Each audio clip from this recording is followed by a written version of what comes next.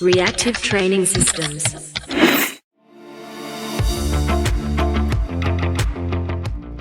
Look, I'm as big of a programming nerd as anybody, and so I'm more than happy to have discussions like that where we figure out how to optimize for the programming side of things. But you're bringing up a really great point that in the real world, there's this interface between a coach and an athlete. Not every athlete is the same. Not every athlete wants to do these types of things. And then what if you were to find that an athlete responds best to performing reps in the competition lift only at 80% every training session, but they hated it? You've got to make a decision on whether or not that's worth pursuing or not.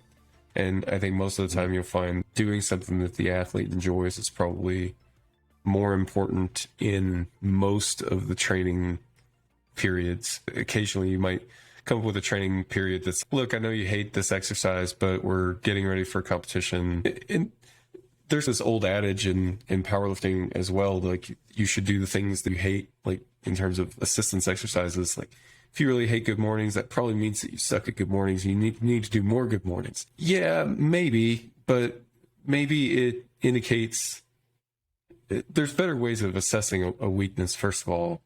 And then second of all, if you just hate all posterior chain work, then all right, that you may just need to do that depending on what your relative weaknesses are. But if it's just one specific lift, I've not really found myself in a position where the person's, hey, I really hate hip thrusts. I don't really want to do those.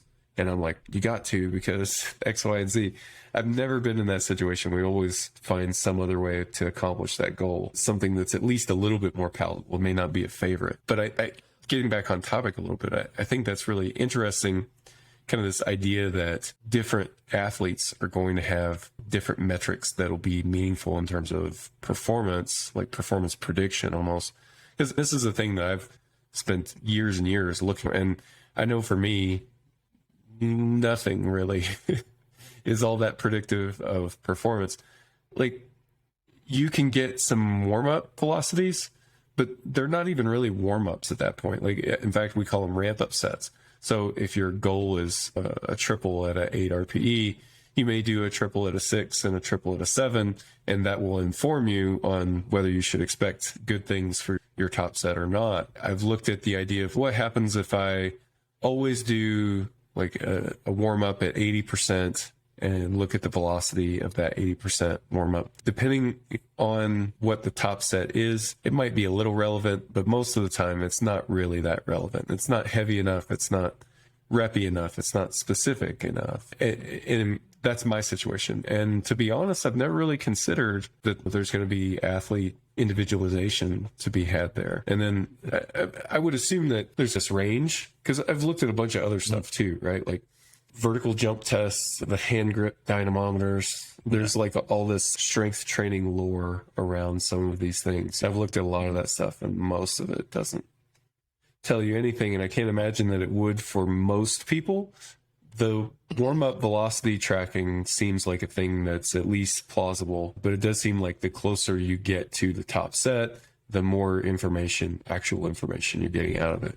No, yeah, totally agree. Like, for example, going off of the hand grip dynamometer, that's not really been that well supported that it is. And the counter movement jump was something that like researchers used a lot previously, and now they're getting towards velocity and like getting towards the prediction strategies. You mentioned that once you get to higher percentages, it's more indicative of performance. And that's right on the money. We have, if you have in the research a prediction strategy at 20, 40, 60, 80% of 1RM, and then it's trying to predict 1RM, we actually find is if you just use one at like 70, 80, 90, which has less inputted velocity values, but they're working up to a higher percentage of 1RM, it's more accurate, which kind of makes logical sense. But people think, oh, the more data I have in here, the better. And it's no. So I don't really track. I do track, I should say this, but I don't make adjustments until I get to at least 70% of 1RM. And then I probably wouldn't even make that many adjustments. Like maybe you don't make an adjustment until that final warm up or something, for example, if we're going to go off this. So that's one thing too, is like also thinking about thresholds for meaningful differences. And yeah, I don't really like prediction methods or anything, but I think something that's maybe going to get you maybe in a more of a ballpark range that could be helpful. And that's why I'm thinking about meaningful thresholds in what's practically meaning, because we can go to statistics with velocity and it's okay, is this translating to my actual performance as a power lifter when I'm training? And what can I do that's going to be also efficient in, say, my spreadsheet, so I'm not like doing something silly while I'm training? I can focus on the actual training process. And I think getting back to the metrics that are going to be most indicative of performance, I think like we have all these key metrics that we track for all athletes. And for many, it's going to be very similar, but I think there might be something that you might find that's like interesting, that you might find that might be indicative for a certain athlete, where it's like an outlier.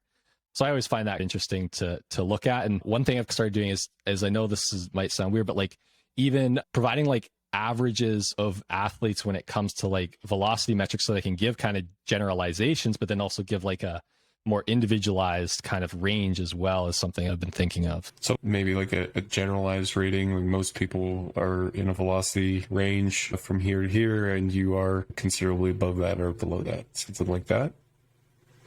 Yeah, or something like what's like the range of a velocity that's going to, say, if you make like a load adjustment or maybe even like a volume adjustment. I don't really do volume auto-regulation strategies as much, but is that actually going to be indicative and get you, say, for example, we've been talking about like warm-ups and working up to 1RM, so go off that.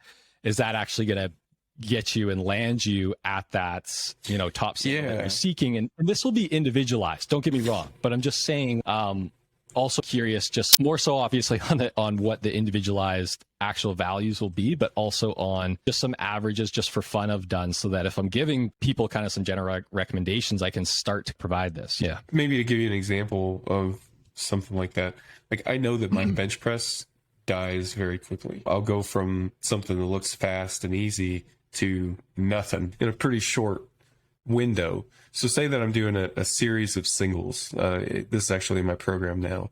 Well, I'll do a series of singles supposed to be around a 7 RPE. And I've come into those sessions before and just blasting these weights, and things are going good. Things are moving well, faster than I anticipated. And I'm looking at 6 RPE, 6.5 RPE. And I'm thinking, after a couple of singles like that, I think maybe I should bump the weight up a little bit. So I'll bump the weight up 5 pounds and go to a 7.5, 8 RPE. It'll drop off very quickly.